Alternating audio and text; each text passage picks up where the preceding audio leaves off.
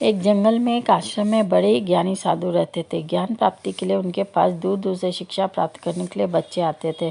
उनके सानिध्य में रहकर शिक्षा प्राप्त करते थे। आश्रम में रहकर जो बच्चे शिक्षा प्राप्त करते थे उन बच्चों में से एक बच्चा ऐसा था जो बहुत आलसी था। उसको समय वेस्ट करने में और आज का काम कल पर टालने में बड़ा मज़ा आता था। उसकी ये बहुत बुरी आदत थी। साधु को उसकी ये बात का पता था, इसलिए वह चाहते थे जब तक शिक्षा पूरी हो उससे पहले ये आलस छोड़ समय का महत्व समझ जाए। इसलिए एक दिन उस आलसी बच्चे को उन्होंने अपने पास बुलाया और उसको एक पत्थर दिया और कहा, बेटा ये पारस का पत्थर है और लोहे को छू ले तो सोना बन जाता है। मैं तुमसे बहुत प्रसन्न हूँ, इसलिए 2 दिनों के लिए दे रहा हूँ। मैं 2 दिन के लिए पड़ोस के गांव में अपने मित्र के यहाँ जा रहा हूँ और जब वापस आऊँगा तो पारस का पत्थर ले लूँगा। उससे पहले जितना चाहो उतना सोना बना लो। छात्र अपने हाथ में पारस का पत्थर देखकर बहुत खुश हुआ। उसने सोचा, अरे वाह, मैं इतना सोना बना लूँगा कि जीवन भर कोई काम करने की जरूरत नहीं पड़ेगी। उसके पास 2 दिन थे परंतु वह आलसी था।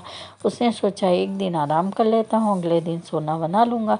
इससे उसने पूरा दिन आराम करने में बिता दिया। दूसरे दिन उसने सोचा आज बाजार से लोहा लाकर पारस को छूकर सोना बनाता हूँ, लेकिन इस काम में ज़्यादा समय नहीं लगेगा, पहले भरपेट भोजन कर लेता हूँ। जैसे उसने भोजन किया उसे नींद आने लगी। उसने सोचा अभी शाम तक का समय क्यों ना मैं नींद पूरी कर लूँ, उठा तो सोना बना लूँगा। फिर वह ऐसी गहरी नींद सोया कि वह उठ ही नहीं पाया। जब वह उठा तो सूर्यास्त हो गया, उसका समय पूरा हो गया। साधु वापस आ गए और पारस पत्थर वापस मांगा। साथ क्या करता, आलस के कारण उसका इतना अच्छा मौका हाथ से खो निकल गया, समय वेस्ट हो गया, धन कमाने का इतना अच्छा मौका भी चला गया और उसे अपनी गलती का एहसास हुआ। उसने समय के महत्व को समझा, वह बहुत पछता है। उसने उसी क्षण निश्चय किया वह आज से आलस नहीं करेगा। समय हमें कभी व्यर्थ नहीं गंवाना चाहिए।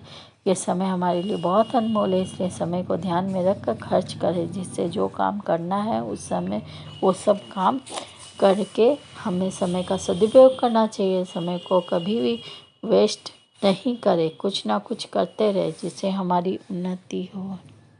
जय श्री राम, जय श्री राम।